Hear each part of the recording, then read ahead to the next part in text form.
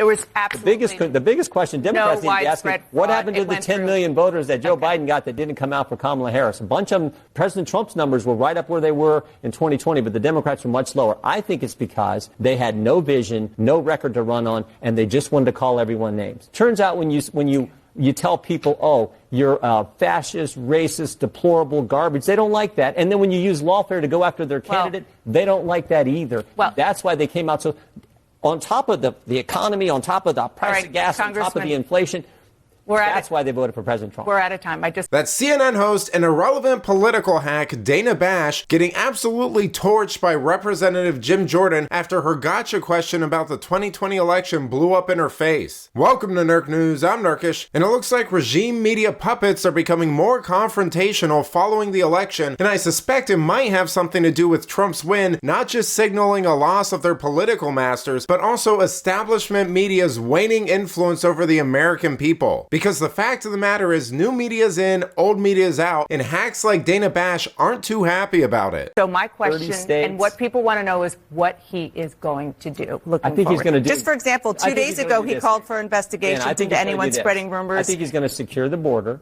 I think he's going to get rid of this crazy inflation that's hurting middle class and working class families, hurting our economy. I think he's going to get back to common sense energy policy. I think he's going to focus on protecting the First Amendment. I mean, think about this. Did you ever think you would see Donald Trump, Elon Musk, RFK Jr., and Tulsi Gabbard on the same team? They were on the same team because of the attack on free speech, the attack on the First Amendment. He's going to focus on those things that the American people elected him to do. Okay. I mean, there are a lot of, I want to move on to immigration. There are a lot of things that you just said that I think aren't totally fact-based. So they say that they're for free speech, but there are a lot of things that we know are not happening. I want to ask about immigration. Came together. Well, all maybe. Because of the attacks on the First Amendment, on free. This is something our committee spent a bunch of time. We understand that there was censorship. We pointed that out. Let's turn to immigration.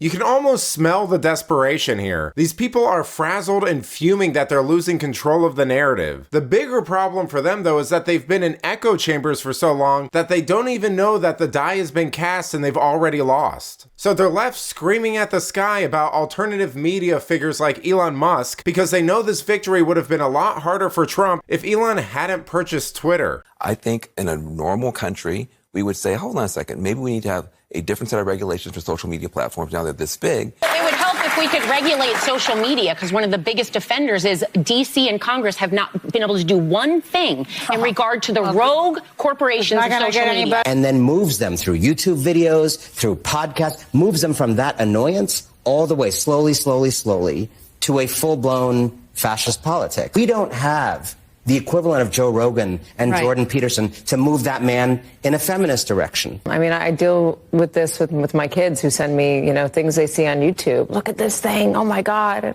And I have to say, who is this person? Why do you trust them? Where did this information come from? How'd you verify this claim? It's like that basic level of media literacy that, you expect to teach a teenager, but you expect that when you get into your 20s, 30s, and 40s and beyond, that you have a basic understanding of it. But in reality, in this day and age, a lot of that has been forgotten, or at least there's been so much doubt sown into it that people no longer trust the NBC Newses, the MSNBCs, et cetera, of the world, and said they trust a person that they see on their social media feed. Who is this person indeed? Well, in the case of establishment news, it's a group of managerial elite who've repeatedly proven to be politically motivated and corrupt sycophants who sold their credibility for the illusion of status a long time ago and only have 3.4% identifying as Republican.